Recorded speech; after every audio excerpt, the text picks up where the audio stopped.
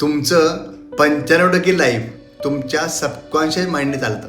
मित्रांनो, तुम्ही consciously positive विचार करता, पण तरीही लाईफमध्ये तेच प्रॉब्लेम्स रिपीट का होतात? कारण सिंपल आहे. तुमचं सबकॉन्शियस माइंड अजूनही जुन्या प्रोग्रॅमिंगवर चालतंय.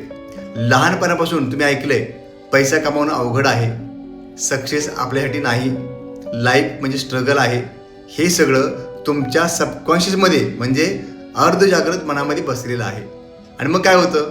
तुम्ही बाहेरून काहीही करा, आतली प्रोग्रॅमिंग तसाच रिझल्ट तयार करते. तुमचं माइंड जसं प्रोग्राम केलं गेलं आहे तसं तुमचं लाईफ रन होतं. मग त्याला रिप्रोग्राम कसं करायचं? त्याला 3 स्टेप्स आहेत. पहिली गोष्ट रिपिटेशन, पुन्हा पुन्हा सांगणं. रोज पॉझिटिव्ह ॲफर्मेशन्स बोला, पण फक्त शब्द नाही तर त्याला फील करा. दुसरी गोष्ट व्हिज्युअलायझेशन, म्हणजे कल्पना चित्र निर्माण करा. तुमचं ड्रीम ऑलरेडी पूर्ण झालं आहे असं रोज इमॅजिन करा. तिसरी गोष्ट ऑडिओ प्रोग्रॅमिंग, म्हणजे तुमचे गोल्स तुमच्या आवाजात रेकॉर्ड करा आणि रोज झोपताना ऐका.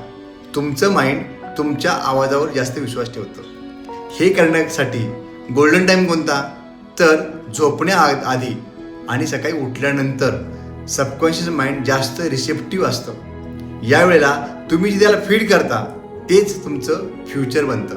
लक्षात ठेवा, change your mind and your life will change automatically. जर तुम्ही आजपासून माइंडला रिप्रोग्राम करणार असाल तर कमेंट करा रिप्रोग्राम. या व्हिडिओला लाईक करा, शेअर करा आणि आमच्या चॅनेलला फॉलो करा. भेटूया पुढील एपिसोडमध्ये अजून डीप नॉलेज देऊन. धन्यवाद.